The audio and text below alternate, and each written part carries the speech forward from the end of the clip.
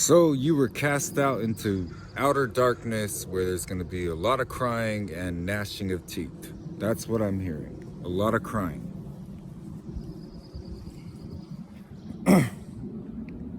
Sit down.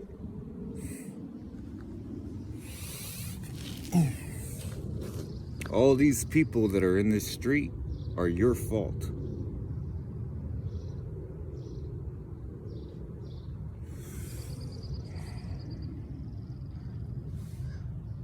No, you're a Christian. So you are expected to have helped all of these people that you did not help. Instead, you sat there and went into a building, gathered, and worshiped the false God and ignored the real God. So shut up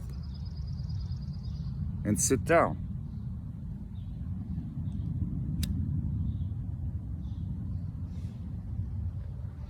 Each one of these vehicles represents a person you did not reach.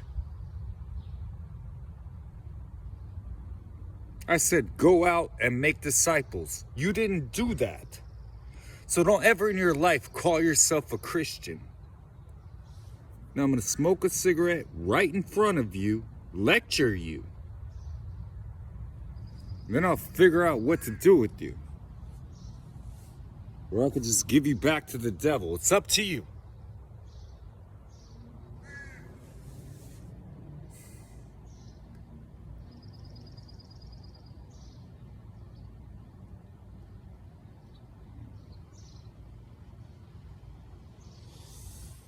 It's a nice street. Spiritually, this is the most amazing environment I've ever been in. And I'll fight and defend it. My wife didn't understand that. I kept telling her, I said, babe, come back home and stop starting a fight that you can't finish. She's hard-headed, like me, so she decided she was going to save the world.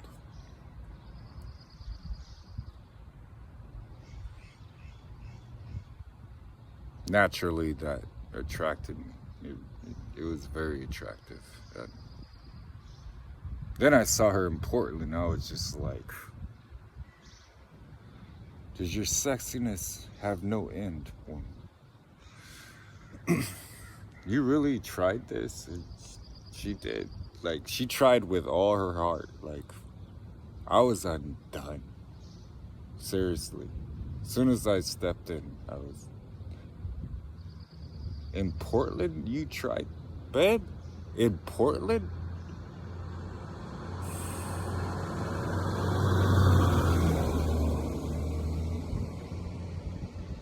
Let me ensure that your feet don't even touch the ground. The ground is not worthy of you, woman. So she's sitting there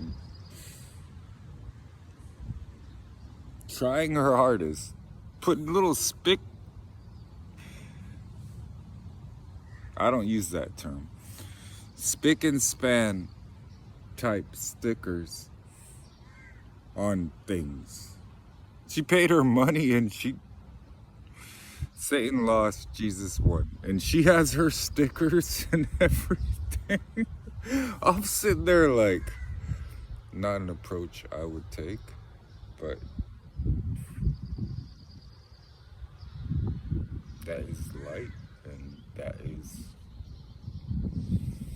I'm sitting there having to judge all this. Like, how do you get yourself into these situations, woman? Like, technically you did good, technically you did evil. How do you do this, right? So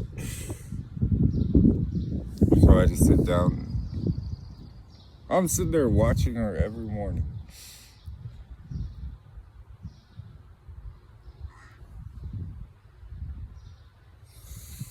So I have no idea. What do you want to do? Well, nurse her first. I'm pretty pissed off at her, but I'm not pissed off at her. Okay. Well, she's your wife, so take care of her, and then how is this gonna go? It's gonna be fun. It's gonna be an adventure. Okay, so we touched down. We're helping out Peter and Sarah. I'm looking at her like, woman, she's overwhelmed. Like, it happened so fast that she couldn't even, like, but it had to happen that fast. We were in Portland, babe. So I touched down in Portland. I got my own orders. She has her orders. She's supposed to support her spotter. I'm sitting there like, what's the range? And she can't tell me the range. She can't tell me anything. Let me go outside, figure out the range. Yeah. Pioneer Square, hit them. All right. Those, then chase them down to Delta Park. All right, got it. So, we're moving, right? And I'm trying to tell her.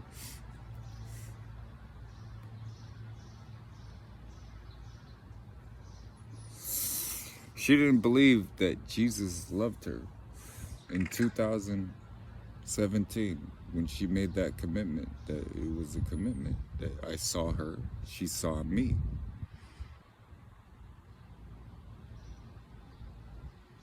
People shook her out of it. Me and God were just like, yeah.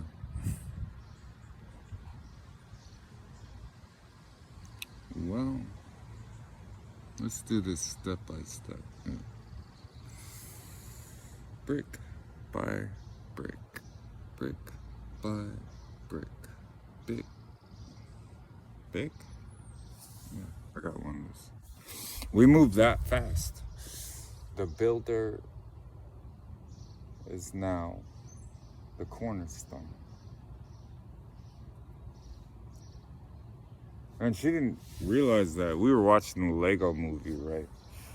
Everything is awesome, right? Same thing you guys on Caleb talked about Christians, right? But see, I judge.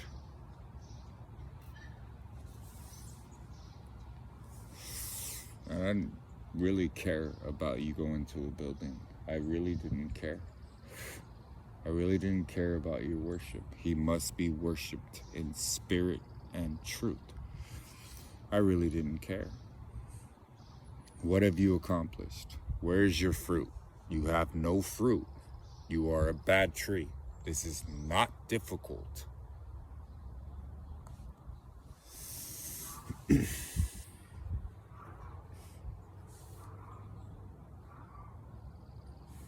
I have no idea why you guys think the American church is my church. That is not a representative of me. Allow me to introduce myself. I'll do it myself.